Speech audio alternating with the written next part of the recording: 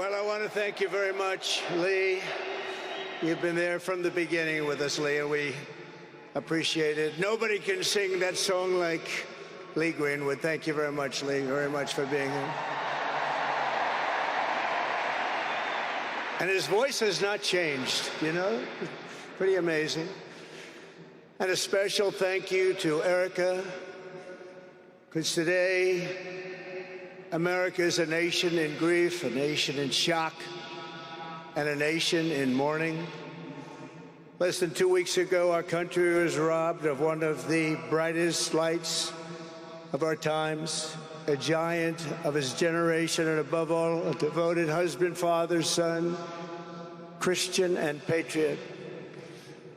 Charles James Kirk was heinously murdered by a radicalized, cold-blooded monster for speaking the truth that was in his heart.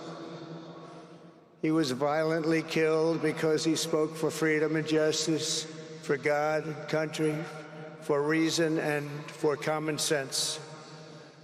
He was assassinated because he lived bravely, he led boldly, and he argued brilliantly without apology. He did what was right for our nation. And so on that terrible day, September 10th, 2025, our greatest evangelist for American liberty became immortal. He's a martyr now for American freedom. I know I speak for everyone here today when I say that none of us will ever forget Charlie Kirk, and neither now will history.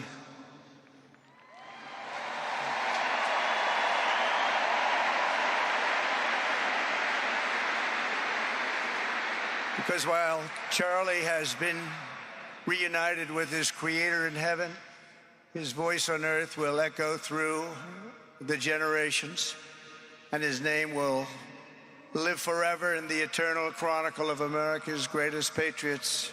He will live forever.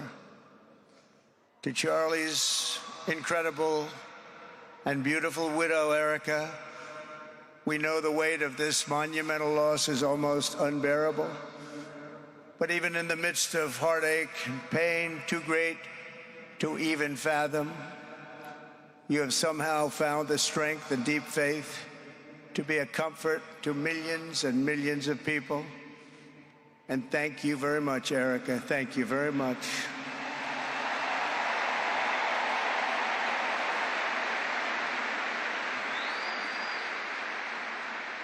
Today, an entire nation wraps its loving arms around you and your beautiful children. We share in your immense and overwhelming sorrow, and we vow that we will do everything we can to ensure that your children grow up in a land where their father is honored and revered as a great American hero. That's what he is.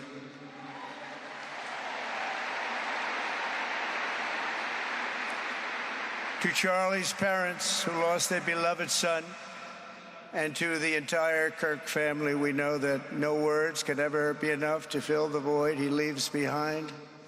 That's a void that just can't be filled.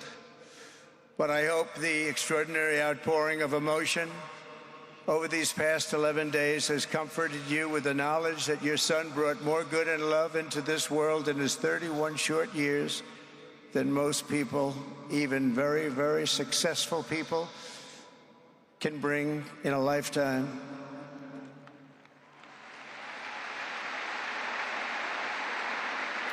Charlie Kirk loved America with everything he had, and as we can see so clearly today, America loved Charlie Kirk.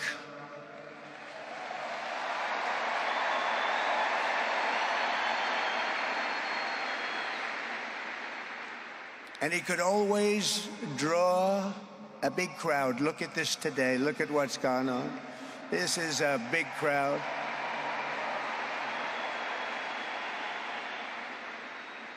Here today we have the Vice President of the United States, J.D. Vance.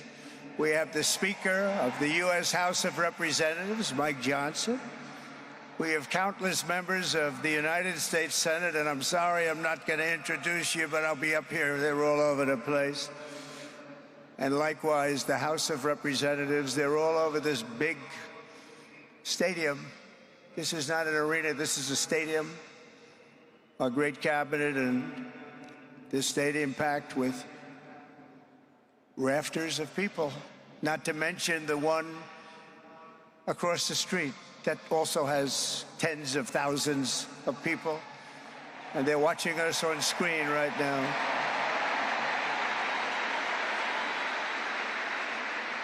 And I'm sorry we couldn't get you in. If anybody would like to give up your seat, please walk across the street. But this is like an old-time revival, isn't it? An old-time revival.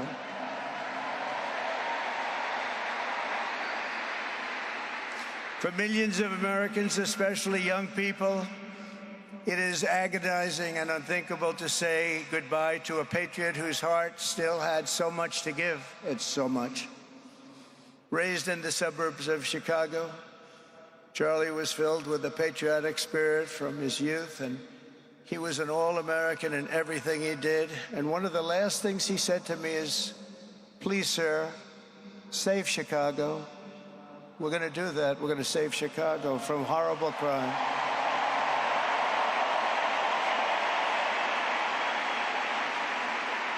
In high school, he was the quarterback of the football team and the captain of the basketball team. He was a good athlete. A lot of people don't know that about Charlie. He was an Eagle Scout who spent his school lunch breaks listening to another champion for liberty, somebody that he greatly admired, Rush Limbaugh.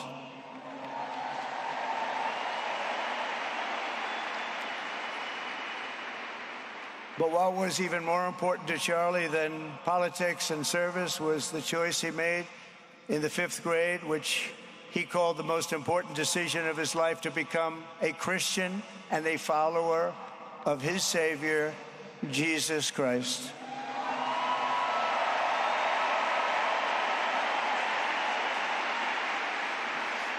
Inspired by faith and his love of freedom, Charlie did something remarkable when he was just 18 years old. On the advice of a mentor who told him to put off going to college because he was doing so well, he devoted his life to converting young people to the conservative cause. How did he do? Take a look. How did he do?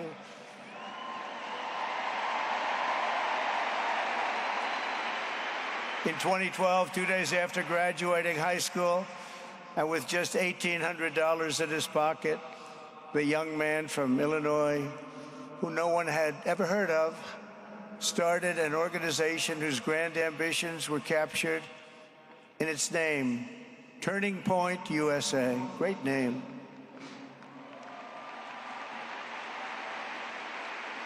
And I have a feeling it's going to be bigger and better than ever before. Does that make sense? It's going to be bigger and better than ever before. Look at what's happening. 12 years ago, Charlie walked onto his first college campus, the very liberal University of Wisconsin at Madison. He set up a card table and put up a sign with 3 words: "Big government sucks." Could you believe that? That's Charlie. That day, Charlie talked to every student who approached him, most of whom were probably quite a bit older than he was. Finally, after many hours, he found the first ever Turning Point chapter leader. His first year out of high school, Charlie traveled 300 days raising money and taking his message to campuses all over the country. He lived out of his parents' basement, and they actually loved having him there. They loved Charlie. Everybody loved Charlie. And on the couches of friends and supporters, he lived off couches for 2 years, 3 years, then life started getting a little bit different, but he was always the same. For 5 years, he refused to take a paycheck, but day after day, he worked from 5 a.m. in the morning till 11 p.m. in the evening, always. His staff remembers that he wore Walmart jeans and T-shirts from the Goodwill store. Remember the Goodwill store? It wasn't easy, but Charlie wasn't in it for money at all, never has been. Money was never his thing. He was always in it for the mission. As he liked to say even back then, we have a country to save. Just what he did. He'd call me all the time, sir, we have a country to save. I said, Charlie, thanks very much for telling me that. I appreciate it. Charlie volunteered for my 2016 campaign and traveled the nation with my son, Don, and Eric. I got to know him very well and saw immediately that Charlie was actually a master builder of people. It was Charlie who first started organizing young black conservatives hungry for support and leadership. It was Charlie who stood up for persecuted Christians and Jews on college campuses. It was Charlie who helped bring online censorship, free speech, and cancel culture to the fore of our political debate. He was right up there with me. It was Charlie who helped unite MAGA, and you know what M-A-H-A is? That's right, Make America Healthy Again. And tomorrow we're going to have one of the biggest announcements, really medically, I think, in the history of our country. We're going to be doing it with Bobby and Oz and all of the professionals. I think you're going to find it to be amazing. I think we found an answer to autism. How about that? Autism. Tomorrow, we're going to be talking in the Oval Office in the White House about autism, how it happens, so we won't let it happen anymore, and how to get at least somewhat better when you have it, so that parents can help their child, their beautiful child. That's a big one. I've been bugging everybody over there, get the answer to that. You know, 20 years ago, 1 in 10,000 were born with autism. 20 years ago. The most recent survey says 1 in 12. How bad is that? That's for young boys, baby boys, but also girls, a little bit better. It's about 1 in 20, but we can't, because obviously there was something really wrong, and we think we know what that is. It's going to be, I think it's going to be one of the most important news conferences I'll ever have, and I look so forward to it.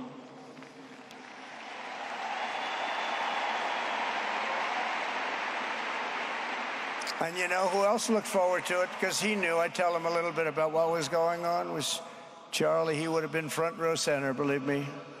We'll be missing him tomorrow. It was such a big deal for him, too.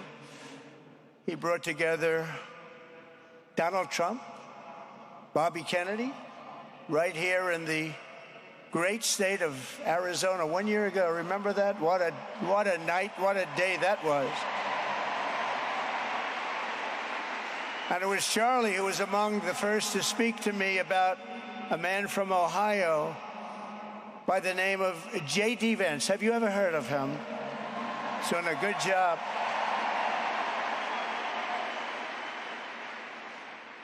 But Charlie would often call me, sometimes the night before a big event, the other side of the country. And he'd ask me, he'd say, do you think you could come and speak at the event? The following day, right? I'd say, Charlie, I'm the president of the United States. You want me to travel 4 hours by plane? And you know, sometimes I did it. He was a very good guy. He was a very convincing guy. He didn't stop, but he would ask for things like that. Sir, could you be tomorrow in California? I said, Charlie, give me a break, please. He just wouldn't stop. And he succeeded. But I almost always went because you never wanted to let Charlie down. He worked so hard. You just didn't want to let him down. I felt guilty. He'd make me feel very guilty. As president, many people asked me for things, but Charlie was one of the few who always gave more than he took. He was a giver, much more than a taker.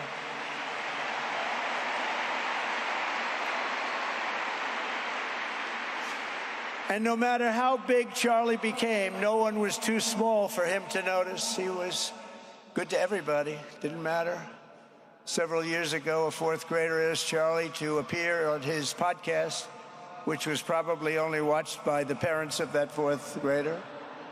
And Charlie, who was actually pretty hot at the time, to be honest, he agreed, and the boy asked for advice. Charlie replied, the left, I call it the radical left. I call it sometimes the radical left lunatics. But Charlie didn't say that. He called it the left. He was probably right, but I can't help it. I can't help it.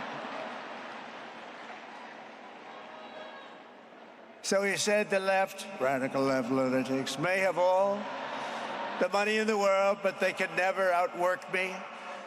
I will wake up as early as I need to, about himself. I will stay up as late as I need to, and I will never stop fighting for our country. And he did this until his dying breath. That's what he was doing. That's what he was doing. Think of it. Wow. What a horrible moment. I was in the Oval Office when I heard they came in, and it was like a surreal experience, a terrible, terrible. I had some very big people in the Oval Office, and I was in the midst of a very important conversation for our country. Big people, the biggest. And I said, you have to leave now.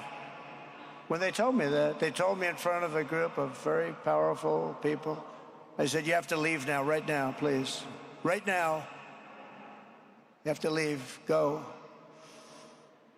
By his own determination and skill, Charlie Kirk built Turning Point from his humble beginnings, the beginnings that nobody believed could ever end up something like this, into a great movement and a juggernaut of American politics. And, you know, we have a massive stadium loaded up with people, but he got tremendous crowds before he had this kind of horrible news and before we had to hear what happened so terribly. He delivered more than 250 speeches a year at over 200 colleges and universities, and that was at a time when it was not really vogue to go to colleges and universities if you were a conservative. It really took great courage. And we used to talk, and I said, you know, I think they're much more conservative than we know, and he agreed, but it just wasn't something that was happening because the radical left would do very bad things, very dangerous things. But Charlie set up chapters on 2,200 campuses and spoke at more than 1,000 churches. He launched a podcast and radio show that grew to an audience of 1 million Americans a day, one of the bigger shows on radio. And Charlie didn't just bring young people into the movement. All of a sudden, it started to grow by leaps and bounds. By 2024, we won more young people than any Republican candidate in the history of our country, including, for the first time, a majority of males under 30. Can you believe it? Remember when Republican presidential candidates would get 4%? No, we did unbelievably with young people. And he was a big, big factor. Unbelievable. But he made me work for it. Sir, you have to make a speech here. You have to make a speech there. But we did it, and we won, and our country is doing unbelievably well now. We had a country that was dead 1 year ago, and now we have the hottest country anywhere in the world. And Charlie helped us make it that. One of the great people. But through it all, the core of Charlie's message and his basic method never changed. It never really changed. He stayed the same person also. At every campus event, Charlie asked the people who disagreed with him to come forward, and instead of silencing them, he handed them a microphone and let them speak. And he'd convinced so many of them. It was a pretty amazing thing to watch, actually. Shortly before Charlie arrived on campus, the day he was assassinated, a staff member texted him that there were many critics and students who were opposed to his views and rather strenuously in the crowd. And that actually made him feel good because he wanted to convince them. He understood. He really did. He understood what was right. And he was right about that. A lot of it was based on common sense, by the way. Charlie wrote back to the staff member saying, "I'm not here to fight them. I want to know them and love them, and I want to reach them and try and lead them into a great way of life in our country." In that private moment on his dying day, we find everything we need to know about who Charlie Kirk truly was. He was a missionary with a noble spirit and a great, great purpose. He did not hate his opponents. He wanted the best for them. That's where I disagreed with Charlie. I hate my opponent, and I don't want the best for them. I'm sorry. I am sorry, Erica. But now Erica can talk to me and the whole group, and maybe they can convince me that that's not right, but I can't stand my opponent. Charlie's angry. Looking down, he's angry at me now. He wasn't interested in demonizing anyone. He was interested in persuading everyone to the ideas and principles he believed were good, right, and true. Before each appearance, he prayed these words: "God, use me for your will." Always said the same thing: use me for your will.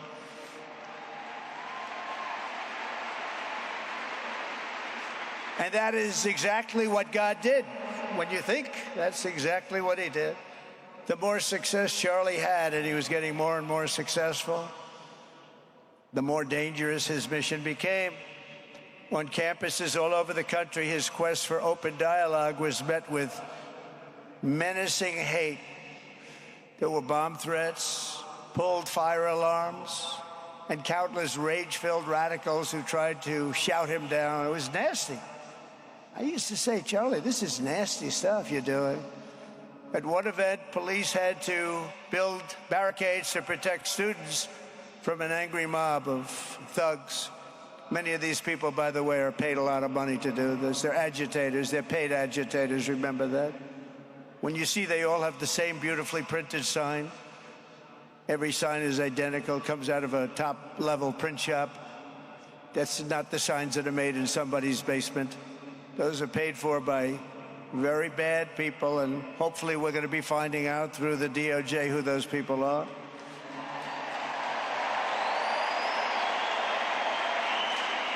At another college, Antifa terrorists shattered windows, threw rocks, and tried to storm the building where Charlie was speaking. It was a really bad one. Often dozens of police officers were needed to prevent left-wing violence. And the violence comes largely from the left. You don't hear that from too many people, do you? And virtually every day for years before he was murdered, Charlie received these horrible death threats. People don't know. I used to talk to him about it. He said, "I got some threats." He always felt that when they actually made the threat, they were not the ones to worry about. The ones to worry about were the ones that don't make the threats. I think you know what I mean. He knew the risk, but he and I shared a certain motto: never back down and never ever surrender. Just don't surrender, never back down. He believed in it so strongly. So strongly. And he's right. He's totally right.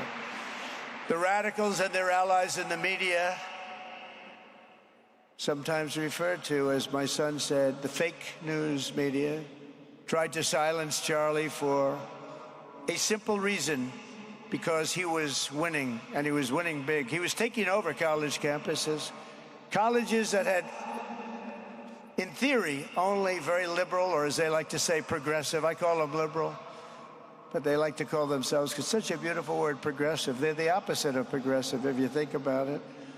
But they were really nasty, and he would go into these colleges. All of a sudden, within 2 years, 3 years, they turned into bastions of conservatism. It was really quite amazing to see. They lied about him because they did not want you to listen to him or to learn from him, because what he was talking about and even preaching made so much sense. Everywhere he went, he won the debates, he won the hearts, he won the minds, and yes, he won the elections for people. He helped us, he helped other people. We won the biggest election in the history of our country, I believe.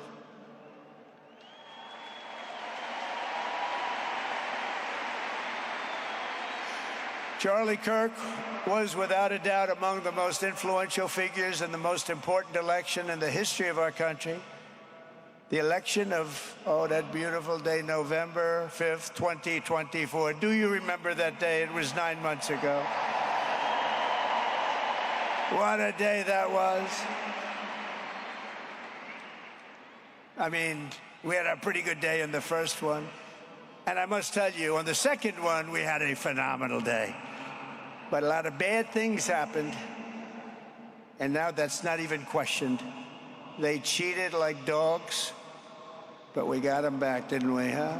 Got them back. But we owe Charlie a profound and eternal debt of gratitude now. Just like Charlie and Erica made Turning Point hot, we are looking at a country that has the chance to attain a level like never before. Tariffs are making us rich again, richer than anybody ever thought was possible. And the only one challenging them are people that hate our country or foreign countries that are paying a price, because they did the same thing to us for years. They took advantage of us, but we're making money. We're becoming richer and richer, and we're taking care of our people better and better when we do that. And we can take care of other countries better and better, but we're doing unbelievably well. The tariffs have really been a hold. The election was big, but the tariffs, because of the election, came in. And remember, other nations do that to us. And Charlie understood that. He saw the money. He saw what was coming into our country, and we can use that for Medicare, Medicaid, Social Security, all of these things that we fight so hard for. And that's exactly what's happening. The numbers are incredible. When the news finally came out on election night last November that the race was officially won, came out pretty early in the night. Charlie was live on camera. In that moment, he was overcome with emotion. I've never seen him like this. He was so happy. For a long while, he said nothing. His eyes were filled with tears, and then he buried his face in his hands and he started crying. That wasn't the Charlie I knew, but in thinking about it, it actually was the Charlie I knew, because he had a tremendous heart. He just wanted what was good for our country, and he saw us going in such a horrible direction. Lovingly, Eric, and this was so beautiful, Erica put a MAGA hat on to cover his bowed head. I like that very much. MAGA, we love. Does everybody love MAGA? Make America Great Again.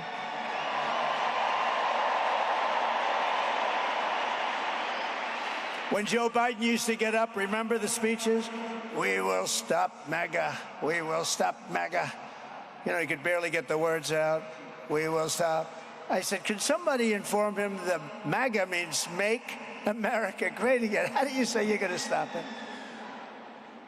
And Charlie understood that. When Charlie finally looked up and spoke, he smiled through the watery eyes and simply said, I am humbled by God's grace. That was his statement that night. I was watching him. I was very impressed, actually. It showed he had a big heart. Every single American should take a long, hard look at the twisted soul and dark spirit of anyone who would want to kill a young man as good as Charlie. To kill anybody, but to kill a man like this, he didn't deserve this. He didn't deserve this. Our country didn't deserve this. And anyone who would make excuses for it are just out of their mind. Charlie's murder was not just an attack on one man or one movement. It was an attack on our entire nation. That was a horrible attack on the United States of America. It was an assault on our most sacred liberties and God-given rights. The gun was pointed at him, but the bullet was aimed at all of us. That bullet was aimed at every one of us. Indeed, Charlie was killed for expressing the very ideas that virtually everyone in this arena and most other places throughout our country deeply believed in. But the assassin failed in his quest because Charlie's message has not been silenced. It now is bigger and better and stronger than ever before, and it's not even close. And it's rare that such a thing happens, but Charlie is bigger today than he was, think about it, just 2 weeks ago. He's bigger today than he was 2 weeks ago. Now, that may not help his friends and loved ones, of which there are so many. It may not help Erica and those beautiful children who have to suffer so horribly through this moment, but they know it's true.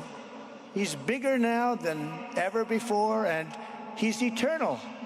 He's eternal. And I just want to say we love him. And he's looking down at us right now, and he's saying, wow, that's a great crowd. He's saying, that's a great crowd.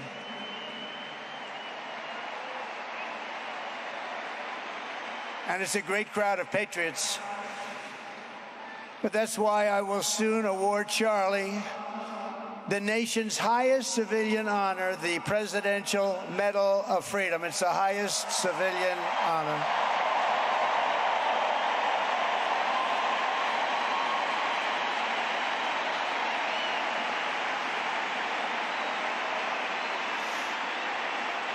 And we will do the ceremony at our beautiful White House in a very safe Washington, D.C., a place that Charlie truly revered.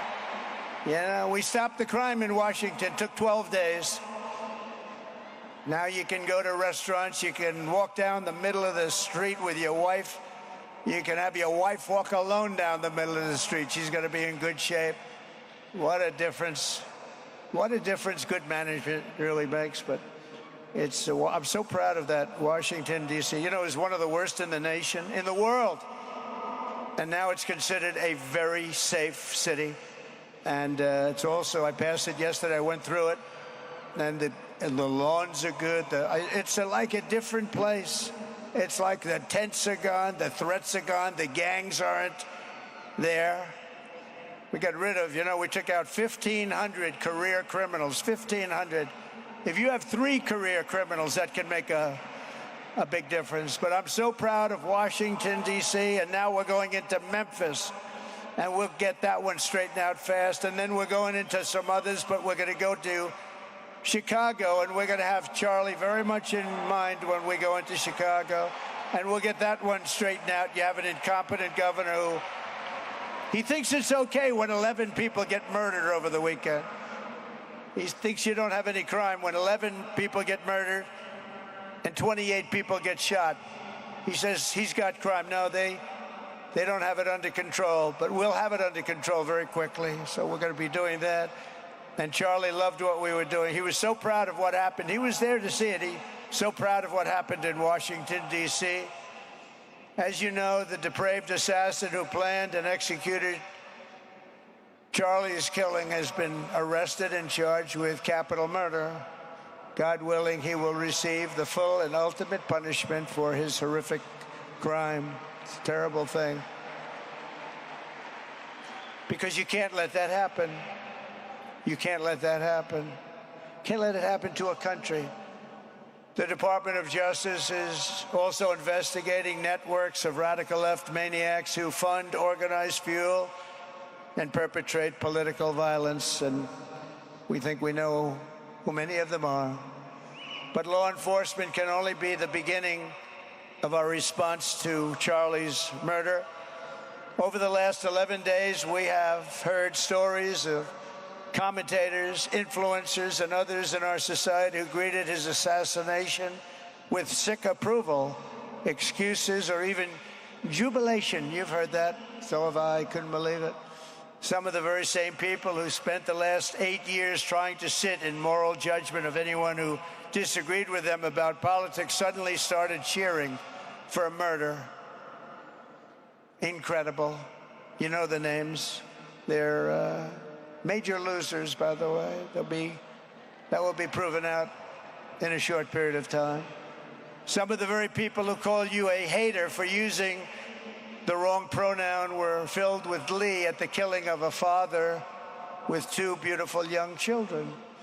And the same commentators who this week are screaming fascism over a canceled late-night TV show where the anchor had no talent and no ratings, last week were implying that Charlie Kirk deserved what happened to him. No side in American politics has a monopoly on disturbed or misguided people. But there's one part of our political community which believes they have a monopoly on truth, goodness, and virtue, and concludes they have also a monopoly on power, thought, and speech. Well, that's not happening anymore. We've turned that corner very quickly. Tragically, atrocities of this kind, and kind that we saw in Utah, of all places, are the eventual consequence of that kind of thinking. If speech is violence, then some are bound to conclude that violence is justified to stop speech.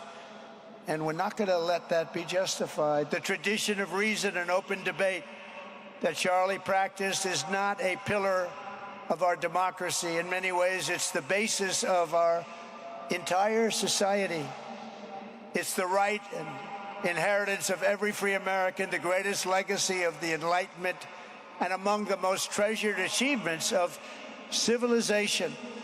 We will defend it at all costs, and we will carry forward the torch of liberty that Charlie Kirk held so proud and so high. He was so proud, and he did hold that torch high. We will never, ever let it fail.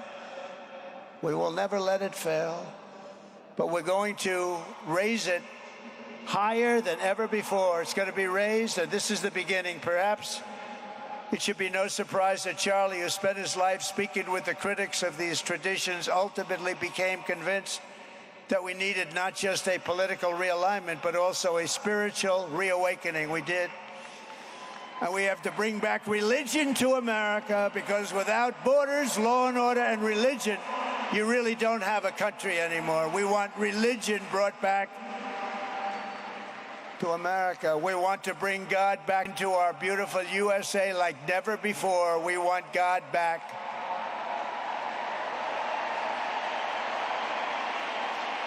Charlie would have been so pleased to hear his friends and colleagues today giving testimony and giving glory to God.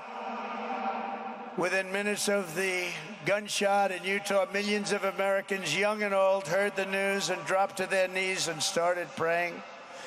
Even many who rarely prayed asked God for a miracle. Please, God, save Charlie.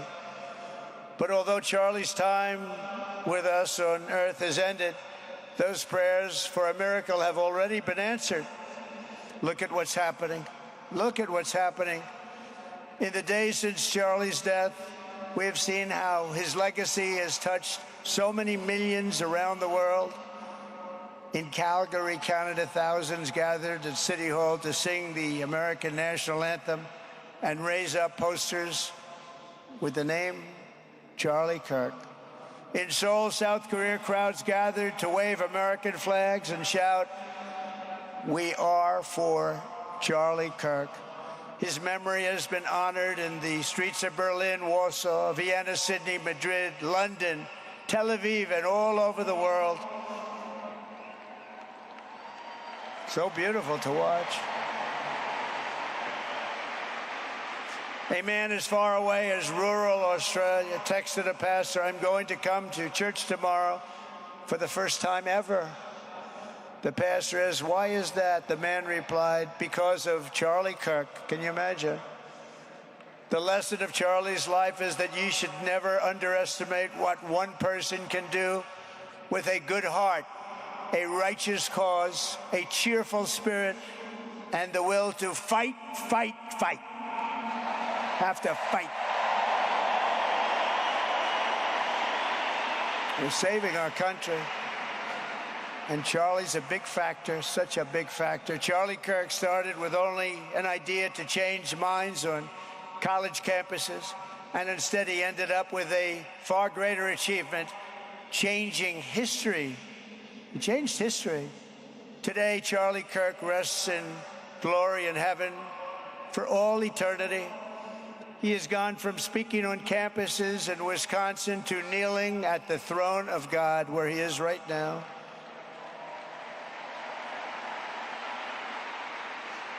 We grieve for the friend and leader that we have lost, but we go forward strengthened by his faith and bolstered by his courage and inspired by his example to defend the country he lived for the freedoms he died for, and the values in which he so deeply believed. He believed in values that we should all believe in.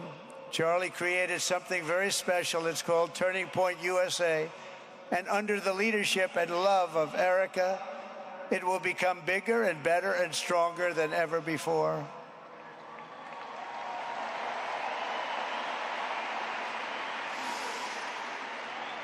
So, Charlie, we all want to thank you.